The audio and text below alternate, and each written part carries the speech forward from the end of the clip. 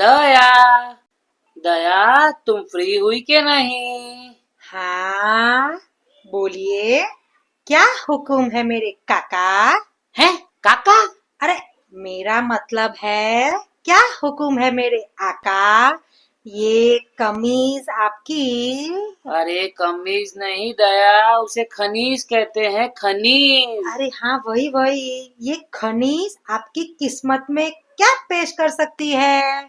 किस्मत नहीं, खिमदत। खिमदत में क्या पेश कर सकती है? हाँ हाँ, वही। आप समझ गए ना? हाँ भाई हाँ, सब समझ गया। अब दीक्षा महोत्सव का आमंत्रण देने कब जाना है सोसाइटी वालों के घर? अरे हाँ, तपू के पापा, हमें एक एक करके सबके घर पे जाने की जरूरत नहीं है। मेरी सबसे बात हो गई है और सोसाइटी की सभी महिलाएं हमारे घर पे ही आ रही है। कोमल भाभी, रोशन भाभी, माधुरी भाभी, अंजलि भाभी और बबीता जी। बबीता जी आ रहे हाँ हैं? हाँ, आती ही होंगी।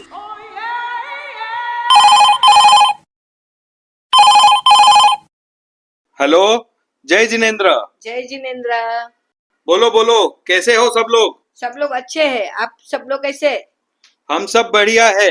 और दीक्षा की तैयारियां कैसी चल रही है? बस अच्छी चल रही है। वही कहने के लिए फोन किया था। कहाँ है दया बहू? हाँ हाँ बहू, ये लो मामी जी से बात करो। हाँ, हेलो। हाँ मामी जी, जय जिनेन्द्र। जय जिनेन्द्र दया बेटा। देखो तुम्हें याद है ना, अभी दीक्षा के कुछ ही दिन बचे हैं। बहुत सारे काम है। तुम कब आ रही है? 2-3 दिन पहले आने को बोला था तुमको। हाँ हाँ मामी जी, पता है पता है। आप बिल्कुल चिंता मत करना, हम सब कल ही आ जाएंगे। अच्छा बेटा, जय जिनेन्द्र। जय जिनेन्द्र। ए जेठिया, तू अभी तक आया नहीं? ए नाने जा नाने जेठिया। अरे वो क्या है ना बापूजी, आज पूरा दिन घर पर ही, तो सोचा थोड़ा आराम से नहाने जाऊंगा बापूजी। तू सुधरेगा नहीं, आलसी का आलसी ही रहेगा। अक्कल वगड़ जो। दुकान पे छुट्टी तो भगवान को भी छुट्टी। जा नहा के देरासर जा, पूजा करके आ। हाँ हाँ बापूजी, बस अभी जा ही रहा हूँ।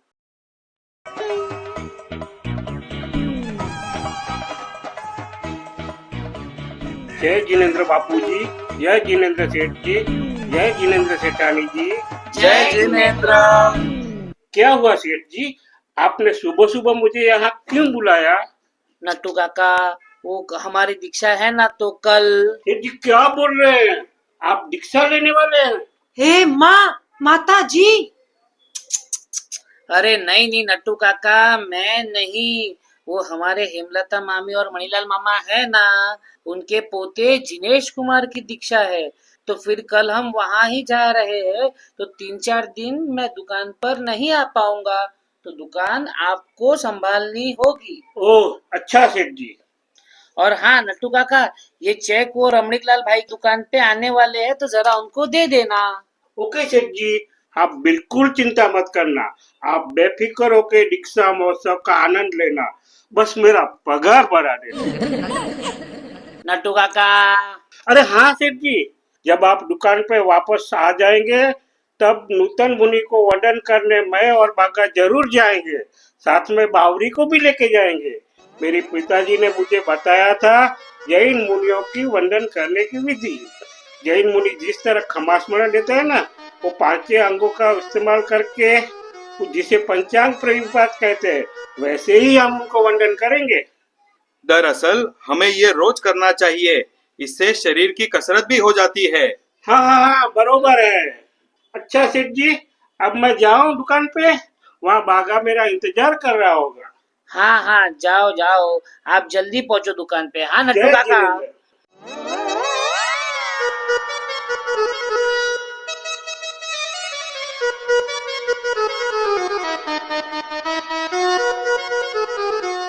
जिनेन्द्र। जय जिनेन्द्र।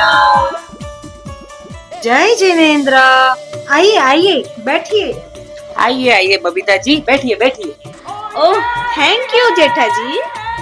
मैंने आप सबको हमारे परम पूज्य आचार्य भगवान श्री महोदय सागर सुरेश्वर जी महाराज साहब की निश्रा में जिनेश कुमार और जैनम कुमार की दीक्षा महोत्सव में हमारे साथ आने के लिए यहाँ बुलाया है।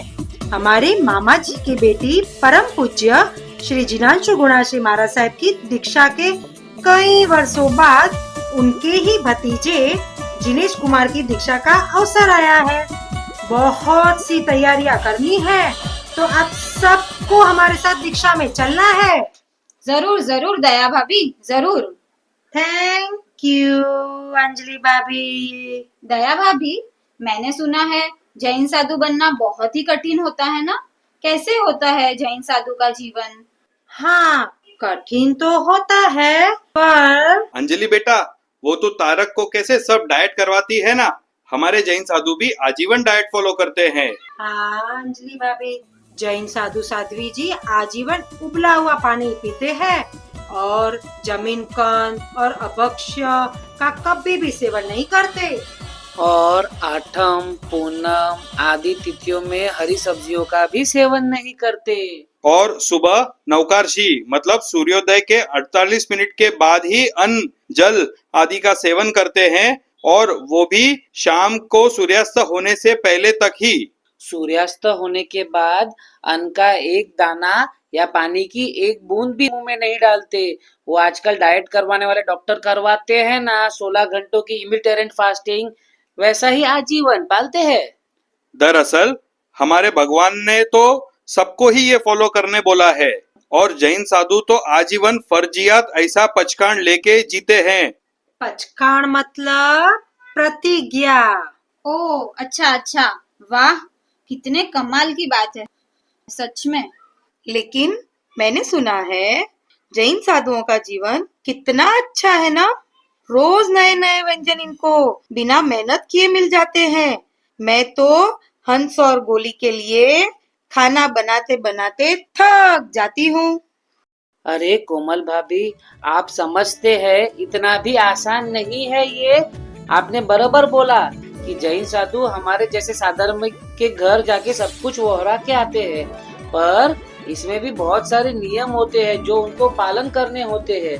दूर दूर तक कड़ी धूप में नंगे पैर जाना पड़ता है, लिफ्ट का भी इस्तेमाल नहीं करते, चाहे कौन सा भी माला हो, पैदल ही जाते हैं। और वो किसी एक के ही घर से सब कुछ नहीं वोरा सकते, लेकिन थोड़ा थोड़ा करके सबके घर से वोराते हैं, ताकि वोराने वाले के घर में सबको खाना कम ना पड़े। कम से कम पात्र में सब कुछ एक साथ इकट्ठा ही वोराते हैं।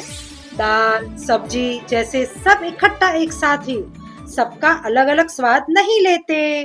ब्रेड पाव जैसी बेकरी प्रोडक्ट्स तो वो आजीवन ही नहीं खाते, और जीवन भर तरह तरह के व्रत उपवास करते रहते हैं। और कोमल बेटा, तुम वो क्या डॉक्टर हाथी को वजन कम करने के लिए नेचुरोपैथी डॉक्टर के पास भेजने वाले हैं ना, हमारे साधु भगवंतों को तो ऐसी कोई जरूरत ही नहीं पड़ती, क्योंकि वे कई मीलों का सफर नंगे पैर पैदल ही करते हैं और आजीवन कोई भी व्हीकल का उपयोग नहीं करते।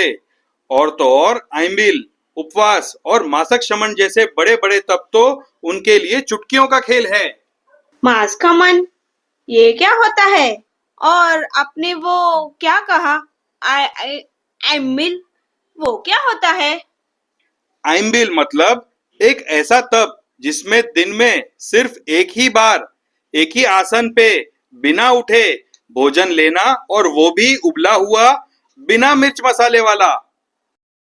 और सब तरह के विगई पदार्थ यानी कि दूध, दही, घी, तेल, गुड़ आदि का त्याग करना। आइंबिल का भोजन ये सब चीजों के बिना ही बनता है, और ऐसे आइंबिल करने से हमारे स्वास्थ्य को बहुत फायदा होता है।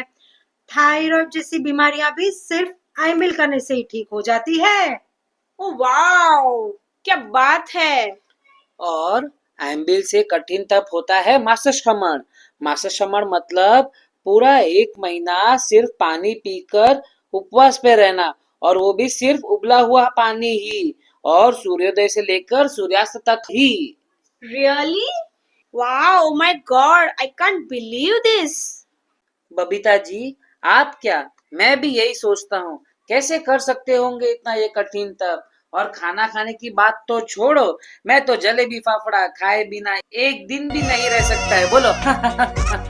ओ जेठा जी, लेकिन आपको भी आपके जैन मॉन्क के जीवन से कुछ सीखना चाहिए ना। एम आई राइट जेठा जी? एकदम सही कहा बबीता जी आपने। अब से मैं जेठालाल, चंपकलाल, गड़ा ये अपने जीवन में बदलाव लाने की कोशिश करूंगा। ओह दैट्स ग्रेट जेठा जी। और वो आप क्या करते हैं सुबह सुबह? मेडिकेशन और? नहीं नहीं, इट्स मेडिटेशन जेठा जी। हाँ वही बबीता जी, मेडिकेशन और योगा ये सब भी जैन मुनियों की दिनचर्या का एक भाग होता है, इसलिए वो ज्यादा चुस्त और तंदुरुस्त होते हैं। इससे उनका मन भी हमारे जैसा चंचल बिल्कुल नहीं होता और गुस्सा, आक्रोश, ईर्ष्या, लोभ जैसी भावों में वो अपने मन को स्थिर रख सकते हैं। हाँ हाँ, कभी कभी बारिश की वजह से या दूर दूर तक विहार के दौरान गोचरी मिले ना मिले तो भी वे चिंता नहीं करते। गोचरी? गोचरी म्हणजे काय? गायों का चारा? नहीं नहीं माधवी भाभी, गोचरी मतलब वो हमारे घर से भोजन के लिए जो भी वौराने आते हैं ना, उसको गोचरी कहते हैं। ओ असं म्हणजे भिक्षा? हाँ, ऐसा ही समझो, लेकिन गोचरी के अलग अलग नियम होते हैं, तो वो भिक्षा से थोड़ा अलग हो जाता है। हो समजलं समजलं। अभी सब बता रहे थे ना, कंदमूल आणि ब्रेड पाव आदि आदि सब। मैं समझ गई समझ गई। समझ गई ना? तो ऐसे ही कई प्रकार के कठिन नियम होते हैं और सभी जैन साधु अपने नियम पूरे ईमानदारी से आजीवन निभाते हैं और किसी भी हालत में वो अपने नियम नहीं तोड़ते, चाहे कुछ भी हो जाए। ऐसे ही संयम पूर्वक सारा जीवन जीते हैं। और माधवी भाभी, आप जो ये अचार पापड़ सब बनाते हैं ना, और आप पापड़ को दही और पुदीने की चटनी के साथ खाते हैं, हमारे भगवान ने इसका भी मना किया हुआ है। किसी भी कठोल या दाल से बनी हुई चीजों को कच्चे दही या छाछ के साथ नहीं खा सकते। अगर आपको ऐसे खाना हो तो दही या छाछ को गर्म करना होता है। कच्चे दही और कठोल को द्विदल कहते हैं और इन्हें एक साथ खाने से तरह तरह की बीमारियां हो सकती है। हाँ, बिल्कुल सही बात है और ऐसे हमारे भगवान हजारों साल पहले बताकर गए हैं। बराबर है बराबर है। और अब तो साइंटिस्ट भी ये सब बात मानने लगे हैं। अय्या खरंच अप्रतिम। इतने वर्षों पहले किसी विज्ञान के साधनों की मदद के बिना भी कैसे सब जानकारी हासिल की होगी? आश्चर्यच वाटते मला तर। सच्चेज हाँ। हाय रे बाबा, कितना नॉलेज मिला आज तो। ये सुन के मुझे तो बहुत एक्साइटमेंट हो रहा है दीक्षा में जाने का। इतना बड़ा फंक्शन होगा और दया भाभी जो दीक्षा लेने वाले होते हैं उनको दूल्हे के जैसे सजाते हैं और घोड़ा गाड़ी पे बिठाते हैं ना। मैंने कभी तो सुना है ऐसा। हाँ हाँ रोशन भाभी, आपने बिल्कुल बराबर बताया। दीक्षार्थी भाई को दूल्हे के जैसे ही सजाएंगे, पर हमें अच्छा लगे इसलिए, ना कि उनकी खुशी के लिए। उनकी तो ये सब चीजों से मोह माया छूट गई होती है, इसीलिए दीक्षा ग्रहण करके आजीवन सफेद वस्त्र पहनने को खुशी खुशी तैयार होते हैं। और वो हमारे जैसे ब्यूटी पार्लर या सलून ये सब में नहीं जाते। सिर के बाल भी वे नाई के पास से नहीं कटवाते, पर एक एक बालों को खींच खींच कर निकालते हैं। इसको केस लोचन कहते हैं। बाबा रे, सु गजब बात करो छो दया भाभी। कितना दर्द होता होगा नहीं? क्यों करते हैं ऐसा? दर्द सहने से ही कर्म की निर्जरा होती है, तभी तो मोक्ष की प्राप्ति होती है। सही कहा बापू जी आपने। और बाल बनाने की बात तो छोड़ो, और तेल या शैम्पू की मगजमारी से भी आजीवन छुटकारा मिल जाता है। तप्पू के पापा, तेल और शैम्पू से ही नहीं, साबुन से भी आजीवन छुटकारा, क्योंकि दीक्षा के बाद जैन साधु साध्वी जी आजीवन स्नान नहीं करते और फिर भी उनकी स्किन तरोताजा और चमकदार रहती है, बोलो भला। એ તો ચોક્કસ ચમત્કારની વાત છે બાબा। ये सब बातें ना घर जाकर मैं सोडी को जरूर बताऊंगी। ये तो તદ્દન ગેલોપ થઈ જશે।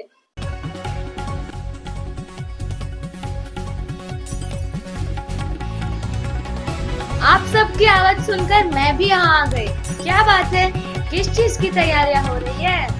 जिनेश कुमार और जैनम कुमार की दीक्षा का महोत्सव होने वाला है और हम सब वहाँ जाने वाले हैं। तुम भी आना, हाँ रीटा बेन रिपोर्टर। क्या बात है, जरूर जरूर आऊंगी मैं और अपनी पूरी टीम के साथ आऊंगी। और आप सब भी आएंगे ना? ए हेलो,